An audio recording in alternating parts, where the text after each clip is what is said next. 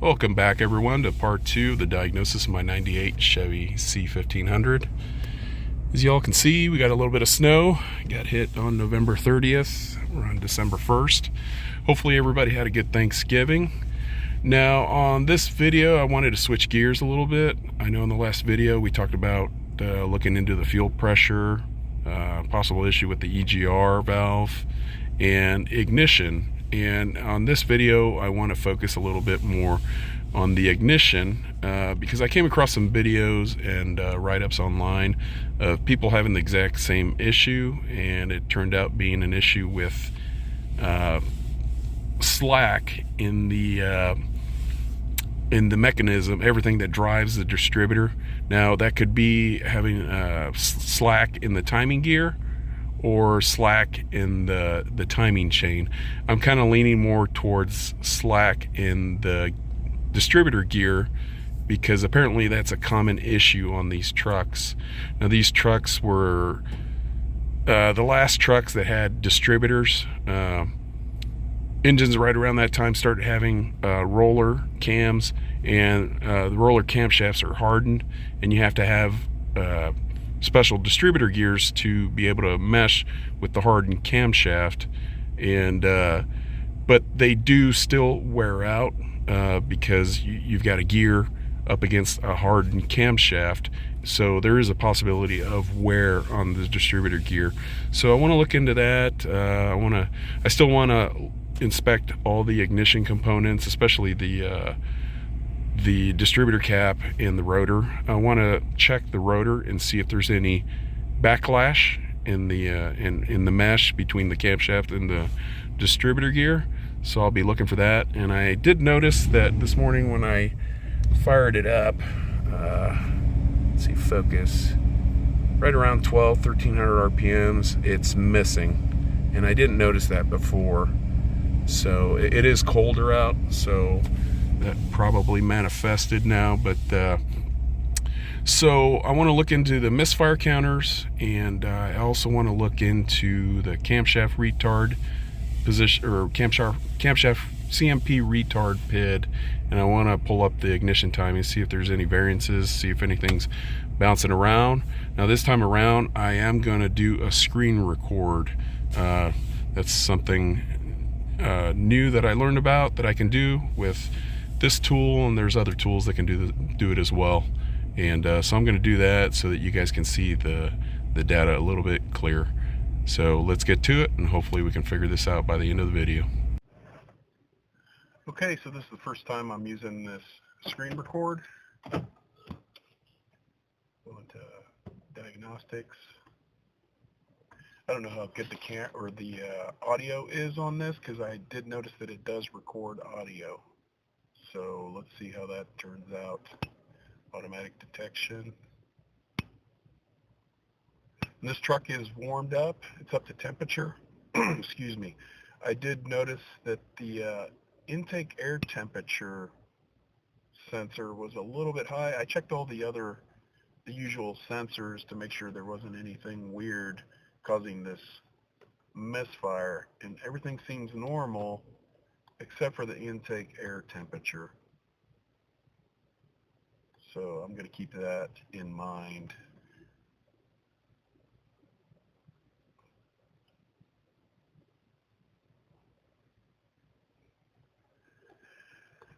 Okay, I'm going to take a quick look at the DTCs on the PCM. Nope. 3 DTCs. Okay, we did have the heater performance, engine misfire, fuel level, misfires. Okay, so this is the same ones we had last time. Going to go into live data. Now, the CMP PID is usually under EGR data, but for some reason I don't have a specific prompt for EGR data. But I did find it on just regular engine data. Actually, I'm going to go back on this real quick. I want to show the misfire counters.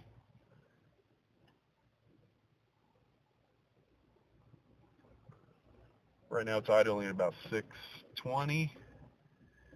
Raise it up to about 1300. You can see the counts start going up on 3, 4, 5, and I believe 6. Cylinders 1 and 7 don't seem to count up. Let's see if I can get 6 to pull up.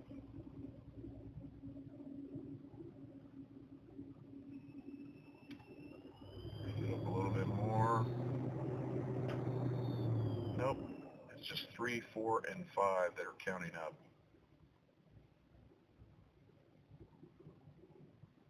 More on 3 and 4. So something to keep in mind. We got 3, 4, and 5. They're counting up. All right, I'm going to pull up engine speed. Here's the intake air temperature sensor. It's reading 90 degrees. It's cold outside, so I don't know why that is so high. I'm actually going to pop the hood real quick. See if that goes down. 1 second.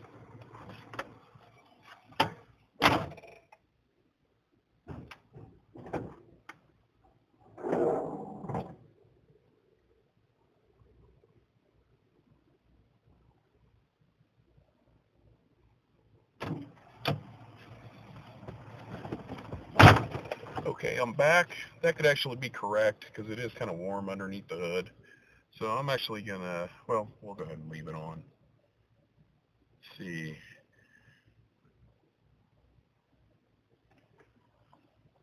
Got spark, CMP retard. Now this CMP retard is usually under EGR data, but it's on just the full list of engine data. Okay, engine speed, the intake air temperature sensor, spark, and CMP retard. Now it is reading -4 degrees. I have taken this distributor out and I remember setting it to like 1 or 2 degrees. I can't remember if it's plus or minus. So it has moved a little bit. Could be an issue with the cap and rotor. But you're supposed to check the CMP retard past 1,000 RPMs. We'll just bring it up to about 1,200. Okay, it goes NA for some reason on the CMP retard. I noticed that earlier in the spark. You can see that it goes NA, so I'm not quite sure what that's all about. So there is an issue with the CMP retard. It's going to have to be adjusted. But what I want to do now is I want to inspect the cap and rotor. If I see any issues with that, I'll go ahead and replace that stuff. I also want to check the backlash on the rotor. I want to kind of move it around and see if there's any play. There shouldn't be much play. That could be causing the issue with the CMP retard. Now I've heard of people that had issues with the worn distributor gears saying that it doesn't show in the data any like bouncing around on the CMP retard or the ignition timing. It stays pretty steady like it is now. So it could still very well be an issue with the distributor gear. So we'll keep that in mind. So I'm going to hit stop on this and we'll get back to the next clip. I think we figured out our problem here. Took the cap off and the rotor is missing a screw and it's loose.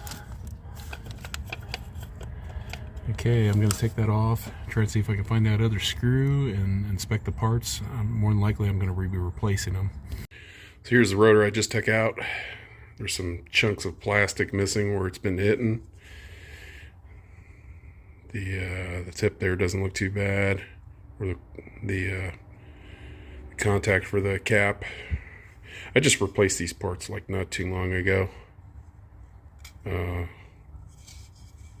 I don't think these are AC Delco parts, so we'll be replacing both of these with AC Delco stuff. Looks like it's been making some contact. Like I said, I just replaced these not too long ago. Looks like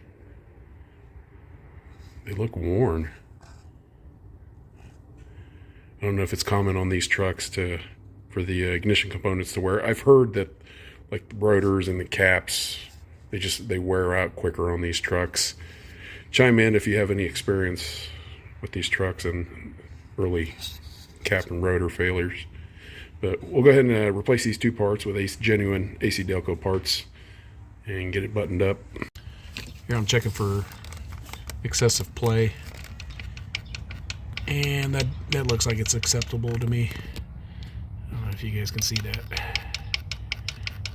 It does move up and turn more, but if you press down on it, it doesn't really move much. I think that's acceptable. I just got some genuine AC Delco parts in the mail.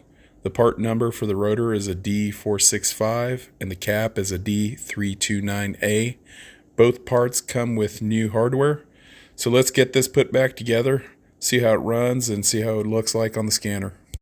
Before I button this up, I want to reset this distributor because I don't think I put it in right the last time.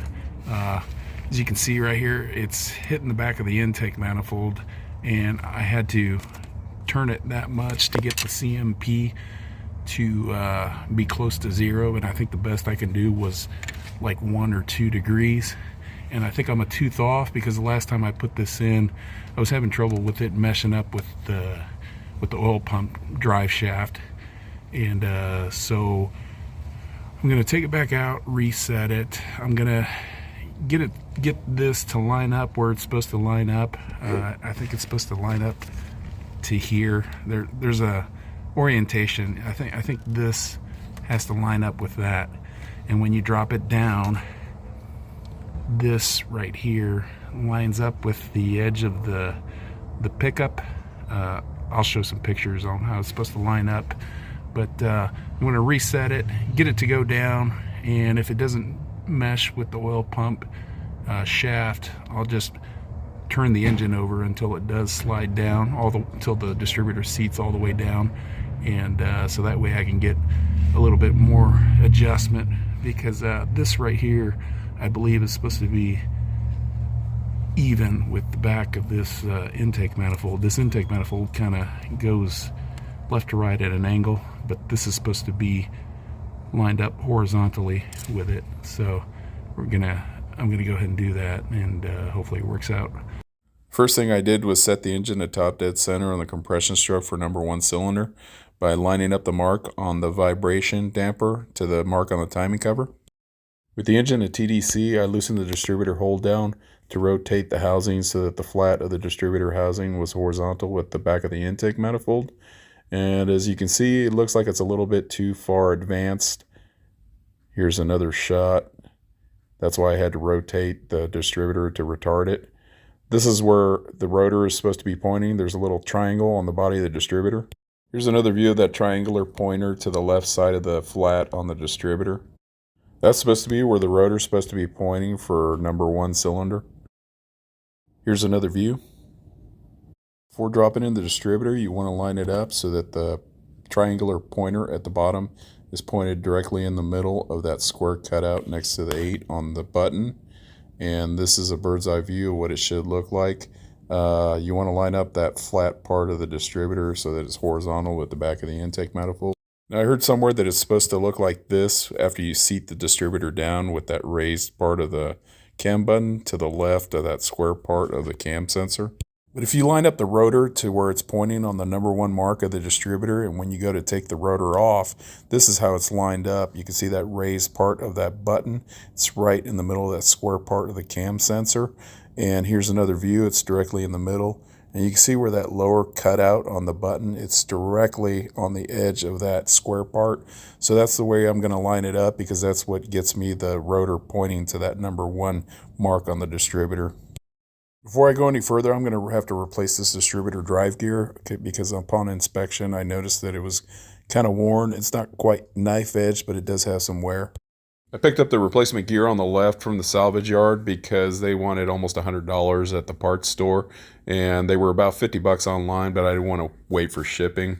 You can see how worn it is, the one on the right. The replacement one came out of an '05 Chevy van with a V6, and it's the same part number. The replacement gear is in a lot better shape. The teeth are nice and thick, and there's no gouging on the lower portion of the tooth. You can only see a slight wear where the black oxide is rubbed off. And the old gear, you can see the teeth are knife edged. The lower part of the tooth has gouging, and you could also see a little piece of metal shaving there. Now I've got the distributor back in the truck and everything ready to fire up. But before I do, I want to service the serpentine belt tensioner and the idler pulley.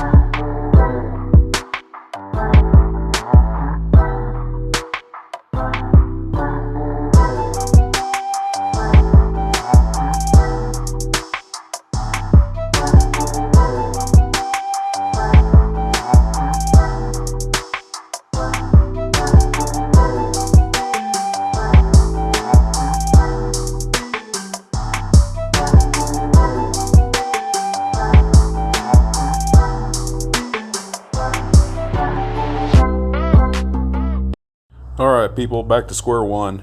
I put the serpentine belt back on and went to go fire the truck up, and I was at minus 23 degrees on the CMP retard.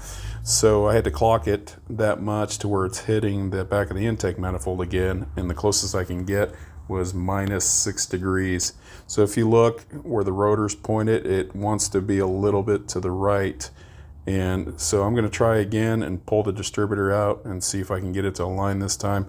I tried it all different kinds of ways before and I just couldn't get it aligned right. So back to the drawing board, and I'm going to try it again, see what happens. After struggling a bit, I was finally able to get the distributor clock just about perfect, and the way I did that was I lined up the slot on the oil pump drive shaft at the 2 o'clock position as you're facing the front of the truck, lowered the distributor down as far as it would go, engaging the camshaft gear, causing the rotor to rotate and stop right before the number 1 mark on the distributor housing. Then I advanced the engine off the crank pulley slightly to get the distributor to seat the rest of the way home, with the rotor resting in its final position. Now, the way I was able to clock the oil pump drive shaft is I took a long screwdriver with a mark on the handle alongside the flat part of the blade so that I can tell which way it was pointing.